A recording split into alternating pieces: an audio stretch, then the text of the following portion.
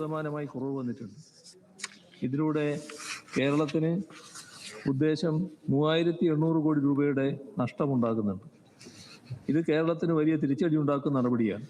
ഇതിനു പുറമെയാണ് 2026-27 കേന്ദ്ര ബജറ്റിൽ തൊഴിലുറപ്പ് പദ്ധതിക്കായുള്ള വകയിരുത്തൽ 88,000 കോടിയിൽ നിന്നും 30,000 കോടിയായി കുറച്ചിട്ടുള്ളത്.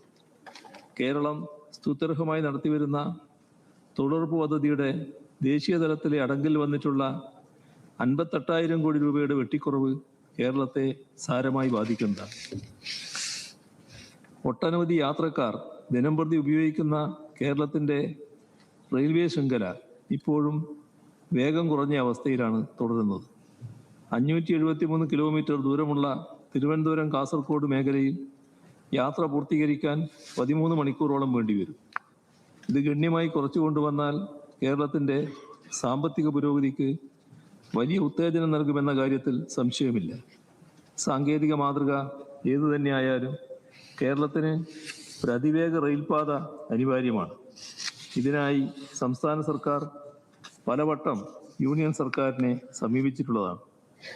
എന്നാൽ കേന്ദ്ര ബജറ്റിൽ ഇക്കാര്യത്തിലും കേരളത്തിന് അവഗണനയാണ്. നിർദ്ദിഷ്ട കോച്ച് ഫാക്ടറിക്കുള്ള അനുമതി നിഷേധിച്ചിരിക്കുകയാണ്.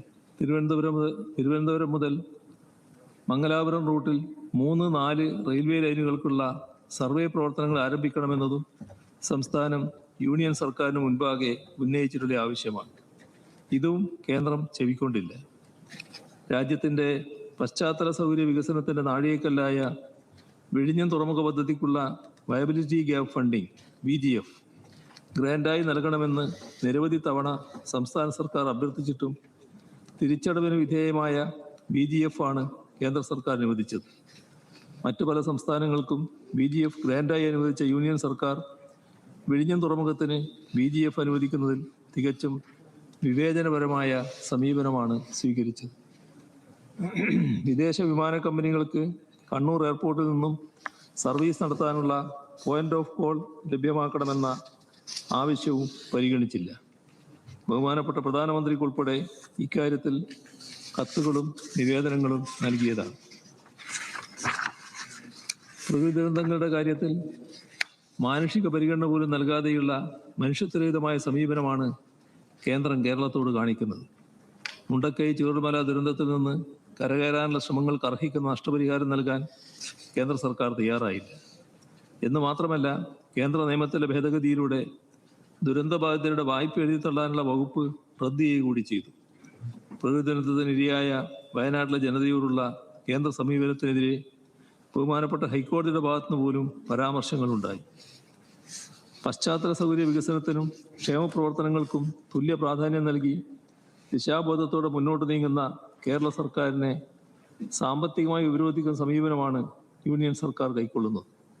നികുതി വരുമാനത്തിൻ്റെ നിലവിലെ വിഹിതം പശ്ചാത്തല സൗകര്യ വികസനത്തിന് നീക്കിവെക്കുന്ന ദീർഘവീക്ഷണത്തോടെയുള്ള നയമാണ് കേരള സർക്കാർ സ്വീകരിച്ചിട്ടുള്ളത്. ഈ നയത്തെ പ്രോത്സാഹിപ്പിക്കുന്നതിന് പകരം സംസ്ഥാനത്തിൻ്റെ കമ്പോള വായ്പാ പരിധി വെട്ടിക്കുറക്കുകയാണ് യൂണിയൻ സർക്കാർ. 2026-27 അവസാന പാദത്തിൽ 5,944 കോടി രൂപയുടെ വെട്ടിക്കുറവാണ് സംസ്ഥാനത്തിൻ്റെ വായ്പാ പരിധിയിൽ വരുത്തിയിട്ടുള്ളത്. ഇതിനു പുറമെയാണ് ഗ്യാരണ്ടി സിങ്കിങ് ഫണ്ടിൻ്റെ പേരിൽ 3,323 കോടി രൂപ വെട്ടിക്കുറച്ചത്. സാമ്പത്തിക വർഷത്തിൻ്റെ അന്ത്യഘട്ടത്തിൽ ക്ഷേമപ്രവർത്തനങ്ങളെയും പശ്ചാത്തല വികസന സൗകര്യ ഉദ്യമങ്ങളെയും തുരങ്കം വെക്കുന്ന ഈ കേന്ദ്ര നടപടികൾ കേരളത്തോട് പുലർത്തി വരുന്ന പ്രതികാര ബുദ്ധിയുടെ തുടർച്ചയാണ് എന്നത് നിസ്തർക്കമാണ്. ഏറ്റവും ഒടുവിൽ 16ാം ധനകാര്യ കമ്മീഷൻ റവന്യൂ കമ്മി ഗ്രാൻറ്റുകൾ നിർത്തലാക്കാൻ തീരുമാനിച്ചതും കേരളത്തിന് കനത്ത പ്രഹരമാണ്. ഗ്രാൻറ്റ് വെട്ടിക്കുറച്ചത് വഴി കേരളത്തിന് 15ാം ധനകാര്യ കമ്മീഷന്റെ കാലയളവിൽ ലഭിച്ച 53,000 കോടി 16ാം ധനകാര്യ കമ്മീഷൻ നടപടിയിലൂടെ ഇല്ലാതായി. IGST ഇനത്തിൽ ലഭിക്കാനുള്ള 965.16 കോടി രൂപ തടഞ്ഞുവെച്ചതും GST നിരക്കുകൾ കുറച്ചത് കാരണം വരുന്ന സാമ്പത്തിക നഷ്ടം നികത്താൻ നഷ്ടപരിഹാരം വേണമെന്ന ആവശ്യം ചെവിക്കൊള്ളാത്തതും കേരളം ഉൾപ്പെടെയുള്ള സംസ്ഥാനങ്ങളോട് കേന്ദ്രം സ്വീകരിച്ചു വരുന്ന തെറ്റായ സമീപനത്തിൻ്റെ ഭാഗമാണ്. ദേശീയപാതാ വികസനത്തിന് ഭൂമി ഏറ്റെടുക്കൽ ചെലവിൻ്റെ 25% വഹിച്ചത് സംസ്ഥാന സർക്കാരാണ്. ഇന്ത്യൻ സംസ്ഥാനങ്ങൾക്കിടയിൽ കേരളത്തിന് മാത്രമാണ് ഇത്തരമൊരു അധിക ബാധ്യത ഏറ്റെടുക്കേണ്ടി വന്നത്. ഈ തുക വായ്പാ പരിധിയിൽപ്പെടുത്തി സംസ്ഥാനത്തിന് കമ്പോള വായ്പ എടുക്കണമെന്ന ആവശ്യവും കേന്ദ്ര സർക്കാർ അംഗീകരിച്ചിട്ടില്ല. നിരവധി കേന്ദ്രാവിഷ്കൃത പദ്ധതികളിൽ സംസ്ഥാന സർക്കാരിന് ലഭിക്കാനുള്ള ഗ്രാന്റുകൾ കേന്ദ്ര സർക്കാർ തടഞ്ഞു വച്ചിരിക്കുകയാണ്. അനവധി ഉദാഹരണങ്ങൾ ചൂണ്ടിക്കാട്ടാനുണ്ടെങ്കിലും അവഗണന ഏറ്റവും കൂടുതൽ പ്രതിഫലിക്കുന്ന ഏതാനും ചില ഉദാഹരണങ്ങളാണ് ഈ പ്രമേയത്തിൽ സൂചിപ്പിച്ചിട്ടുള്ളത്. സംസ്ഥാനത്തിൻ്റെ സാമ്പത്തിക സ്രോതസ്സുകളെ ചുരുക്കുകയും കേന്ദ്രാവിഷ്കൃത പദ്ധതികൾക്ക് നൽകുന്നതിനുള്ള കേന്ദ്രവിഹിതം തടഞ്ഞുവെക്കുകയും ഭൗതിക പശ്ചാത്തല സൗകര്യ വികസനത്തിൻ്റെ കാര്യത്തിൽ ഒരു പരിഗണനയും കേരളത്തിന് നൽകാതിരിക്കുകയും ചെയ്യുന്ന കേന്ദ്ര സർക്കാരിൻ്റെ അവഗണനയിലും വിവേചനത്തിലും കേരള ജനതയ്ക്കുള്ള ശക്തമായ പ്രതിഷേധം ഈ സഭ അറിയിക്കുകയാണ്.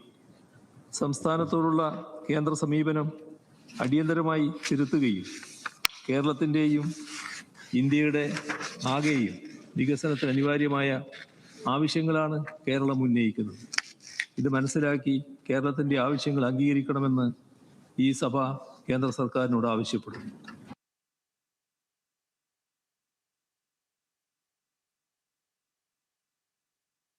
കേരളത്തിന് അർഹതപ്പെട്ടതും അവകാശപ്പെട്ടതുമായ നീതി ഉറപ്പാക്കണമെന്ന് ഈ സഭ യൂണിയൻ സർക്കാരിനോട് ഏകകണ്ഠമായി ആവശ്യപ്പെടുന്നു.